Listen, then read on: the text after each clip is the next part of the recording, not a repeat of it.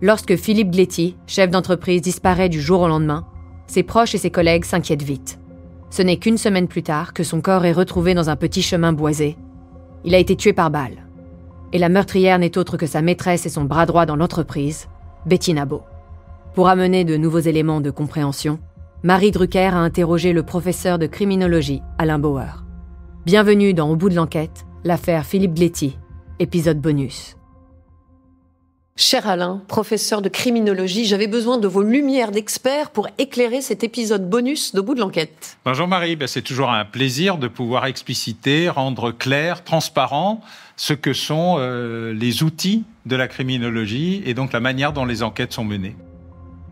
À l'image de ce qu'ils font pour Stéphanie Gléty, vérifier l'alibi d'un suspect est l'un des premiers réflexes des enquêteurs. Alain, d'où vient ce drôle de mot qui est omniprésent dans les enquêtes judiciaires ? Il vient du latin et il veut dire ailleurs. Il permet à une personne suspectée d'expliquer qu'elle ne pouvait pas être à l'heure du crime et sur les lieux du crime, et elle justifie donc son innocence potentielle. Comment la notion d'alibi a-t-elle évolué au fil du temps ? Alors, le concept a peu évolué, mais les dispositifs de contrôle et de vérification se sont beaucoup améliorés. On est passé de la partie humaine, déclaration ou témoignage, à des dispositifs technologiques beaucoup plus élaborés qu'on appelle le bornage. Il permet de suivre le téléphone portable de quelqu'un, son GPS dans sa voiture, l'usage de sa carte de crédit. On a même un dispositif qui sert beaucoup pour le stationnement, la lecture automatique des plaques d'immatriculation, le LAPI. Et donc, en fonction de l'importance de l'enquête, on peut disposer de toutes ces sources de vérification et savoir véritablement où une personne se trouvait. On peut même innocenter un certain nombre d'individus qui ne veulent pas dévoiler leur alibi, essentiellement pour des raisons sentimentales.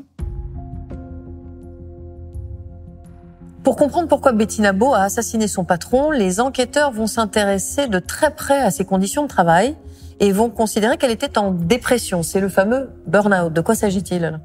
Le burn-out, qu'on appelle en français courant épuisement professionnel, est l'expression d'une situation de souffrance au travail pour une personne qui est maltraitée dans son environnement professionnel. Ça se traduit d'abord par des signes physiques, épuisement, mal de dos, migraine, insomnie, et ça se transforme ensuite, au fur et à mesure de cette dégradation, par des signes psychiques, notamment l'isolement, une certaine capacité à se renfermer sur lui-même, d'une aigreur qui peut, au bout d'un moment, se traduire par une très forte dépression.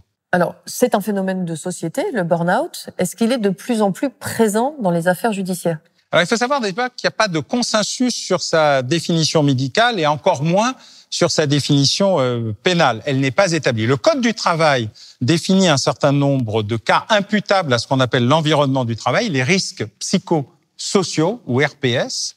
Le Code pénal, lui, ne reconnaît que le harcèlement moral. On va dire la forme la plus délibérément dure d'une mauvaise relation de travail et d'un harcèlement au travail. Mais en matière criminelle, la défense peut s'appuyer sur ce qu'elle veut pour essayer d'expliquer un environnement de frustration diverses qui peut pousser au passage à l'acte.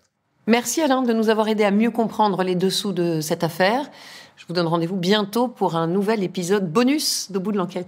Oui Marie, merci et à très bientôt.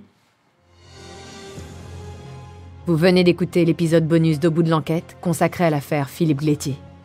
Si vous avez aimé ce podcast, vous pouvez vous abonner sur votre plateforme de podcast préférée et suivre Initial Studio sur les réseaux sociaux.